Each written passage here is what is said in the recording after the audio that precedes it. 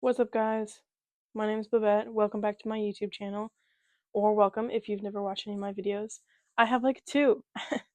We're gonna try and make more, but every time I try and make one, um, the storage and uploading situation does not work out, and then I rethink about what I've recorded, and I'm like, I don't like that anymore. We're not even gonna try and see it through. So I have Miffy here for emotional support, but basically my mic is on my hoodie because I want to show you guys some things with my hands and my analog journal ecosystem, whatever buzzword you want to use. Um, I have finally minimalized my agenda, journal, commonplace book, whatever you want to call it. I finally gotten to a system that I think is going to work for me and that I'm going to be able to stick with. Because recently I have been just switching systems. Like I learned about the Traveler's Notebook and I did that for a while, but it really wasn't working for me, mostly just because I wanted to be able to take things in and out and move things around. And with this puppy, this look at how beautiful this cover is. First of all, it's shiny, like in certain, like it looks very metallic, but it's not that metallic in person, I swear. And I have this cute little apple. If it'll, bruh, there we go. Cute little apple keychain. Um, Look at how small it is. Look at this. It's the size of my hand. Um, this I think is gonna be it. I think we finally figured it out. It is a binder system, but look at it. It's like a notebook, like a journal, and it's a freaking. Oh, let me not show you that. It's a freaking binder. Look at that. Look at that. So sexy, so attractive. It is beautiful. There's some of my school notes, some of my pretty sure it's ethics class notes. This right here in the front, I guess it's fine if you saw that. But in the front is my journal entries, which sometimes I'll do on grid paper, and then other times I'll do it on blank paper.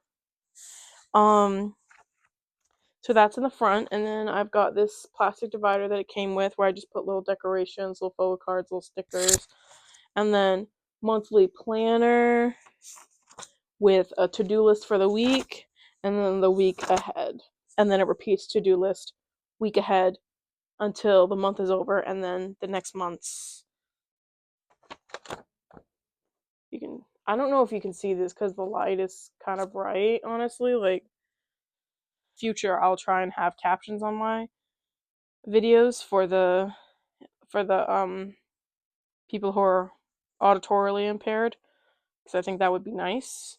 Especially because it's also a language thing. It'd be helpful for, not that I have that wide of a, not many people watch my videos, but it would be nice if they were more accessible for the people who do. So I'm taking that into account. It's something I'm going to work on, put more effort into.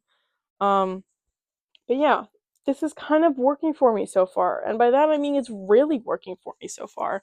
This and my pencil case, which is a Royal Bagger eyeglasses case with, it's got a kiss lock on it, and I glued an Apple button on it. It's a little, oh shit, little polka dot interior. I have a Muji clickable blue gel pen, which I added a pencil grip to. I have a mild liner? Yeah, mild liner, which I added a pencil grip to. I have a cherry blossom lotion that my friend gave me a while ago. I have a little My Melody clippy, an eraser, a My Melody, you can see, just lead, little lead case.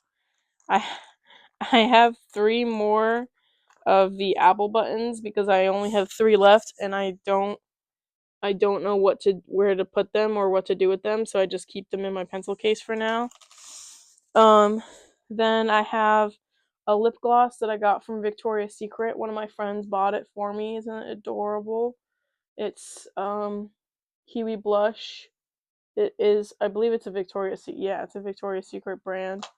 I was like slouching, like I was getting lower and lower. And then I have this adorable, I'm not sure the brand, but it's a My Melody pencil. It is 0.5 lead, and I switched out the grip because the grip that it came with, which is actually this one, kept slipping off for some reason, but it didn't originally. Like at some point it started to slip off, so I switched it for a pen grip that I had. And then my prized possession, a Kakuno fountain pen. It's the smiley one. It's a Pilot pen. I love it. It's the clear version. I'm obsessed with it. Yeah. And that's what's in this bad boy. Look at how gorgeous she is. I love it. I'm obsessed with it. And we're going to talk about what I've read recently, 2 books that I read recently, and the upcoming books. The upcoming books, there's a lot more of them because they're all pretty short reads. Except for, no, yeah, they're all pretty short reads. I have them next to me on my bed. Um, I'm very excited about what I have read and what I will be reading. Ramadan starts tonight. I don't know if I'll be uploading this the same day, but by the time you'll be watching this, Ramadan will have started. I'm very excited for this, but low-key kind of unprepared, and I might be getting my period, so I might like not even be able to participate the first week. Like, okay, it's not that serious because it's supposed to be a mental state. It's not necessary, and it's something you're supposed to take with you for the rest of the year. Ramadan isn't just you act a certain way, you are a certain way for a month, and then you're done and you go back to usual. It's no, you're supposed to take what you learned from Ramadan and bring it to the rest of the year with you. Um, and it's not supposed to be treated as like a New Year's resolution kind of thing. Books.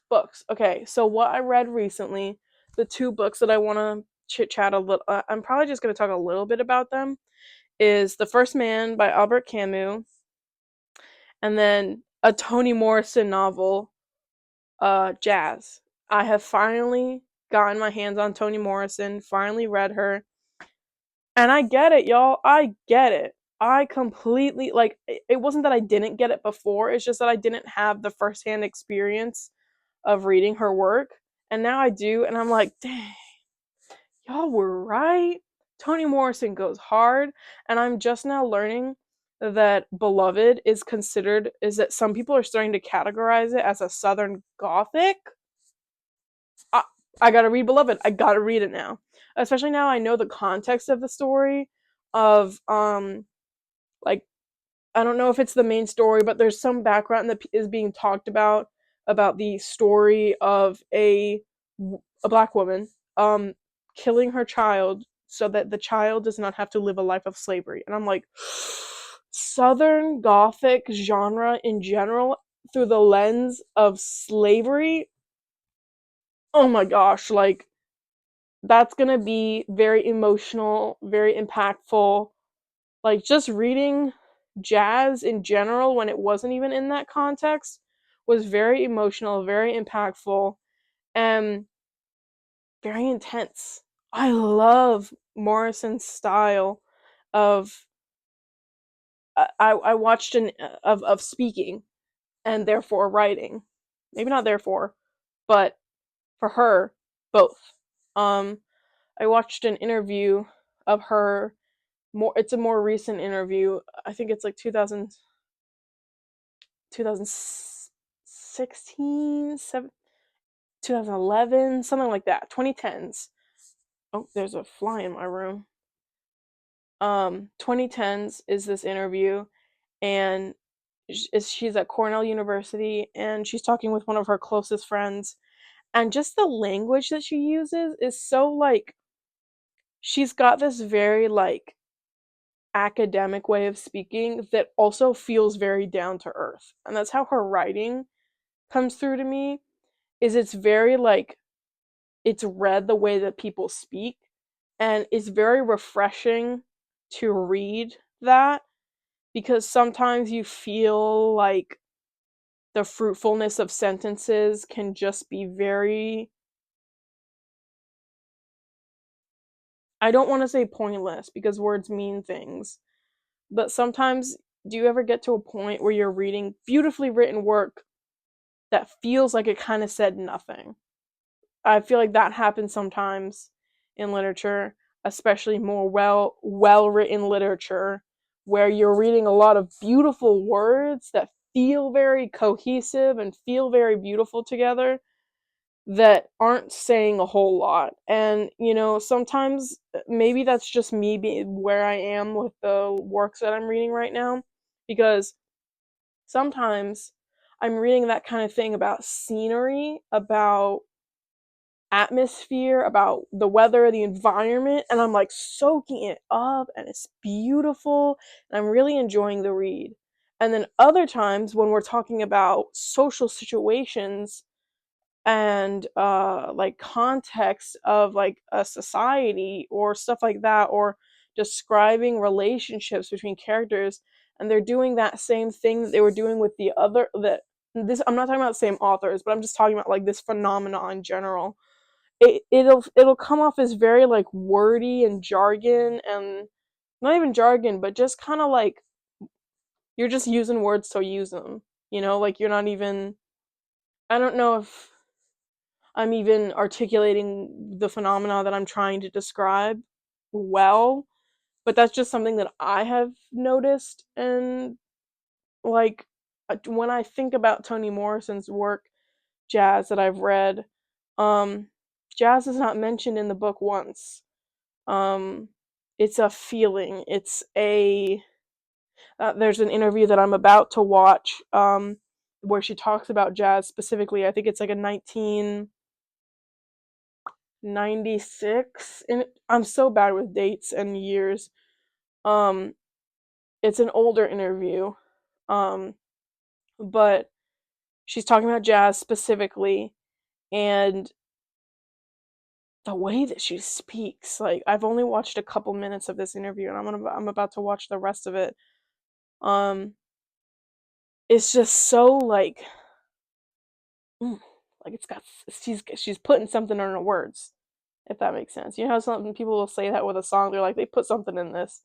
That's how I feel when I hear her speak, and when I hear her, when I read her words on the page. um if it's a longer work, I will print out the article. Like there's this thing that I'm reading for my writing class. It's about Palestinian literature and poetry and Mahmoud Darwish. I printed that bitch out. Yes, it's 48 pages. I printed it out, okay? I wrote on it and I annotated it. But which is funny because you will not catch me annotate a physical book even if I own the book. Um, I don't know what my thing is about that. No judgment to you if you do write in your books, as long as they're your books. Um, but that's just me personally. I don't like writing or annotating my books. So I want to wrap this up because my phone's probably gonna die. So the books that I'm going to be reading this month, I'm probably going to finish them up in the next week or two, because they're all pretty short. The first four, or yeah, the first four are pretty short novels. Novels. Some of them are fiction, some of them are nonfiction. Halfway through The Fire Next Time by James Baldwin, a little less than halfway through The Heart of a Dog by Mikhail Bulgakov. These are both exceptional. These are both fantastic and beautiful and very different from each other. But low-key, I might title the video off of this, if not also including Toni Morrison, because these two, I own this one. This is a library book. I'm buying this one. I am. Just because of the letter to James, who was named after James Baldwin, to his nephew, his brother's son. Just that alone in the beginning is like, okay, so I have to buy this. I need the copy of this. These are both beautiful, and I will be talking about them in my next video or a later video, because obviously I don't want to like I don't want to get into them too much right now, but I'm in love with both of these. And then two more books that I have not started yet is Dwellings by Linda Hogan And then I haven't read any bell hooks before, but I've read some of her, like, I've read excerpts of her work for my philosophy class. Ain't I a Woman? Black Women and Feminism. And I learned the thing about her not capitalizing her name. I wasn't aware of that before, so I think that's really interesting as well. I'm very excited to read some bell hooks because I haven't read any, like I said, I haven't read any of her work before besides little excerpts. What I have read, I'm fascinated with. So, Dwellings and Ain't I a Woman. Um, and then the last two I'm very interested in, but they are a little bit bigger, so I probably won't be talking about them anytime soon. Like, it'll probably be towards the end of the month, if not beginning March, where I'll be talking about these two. Um, it's Patricia Hill Collins' Black Feminist Thought, and look at this beautiful cover. Like, look at that. Isn't that gorgeous? And it's matte too. I've heard of this book a lot, but I don't have a lot of information on it. But I'm very excited for this read. And then the last book I'll be getting to is Being Muslim: A Cultural History of Women of Color in American Islam by Sylvia Chen Malik. Also another beautiful cover. Also matte. Interestingly enough, all these books were in the same section. They kind of ate with that, not gonna lie, my local library. I am gonna be purchasing, or I'll let you know which ones I decide to purchase, but I've sensed it's gonna be all of them. But at least this is the only one I own out of all those books. But I will definitely be purchasing this, and I'm sensing I'll be purchasing Ain't I a Woman by Bell Hooks. So yeah, that is all I wanted to talk about. Thank you for listening to me. So yeah, I'm gonna go eat and take a shower and read for the rest of the night. Have a good night, guys. Thank you for watching.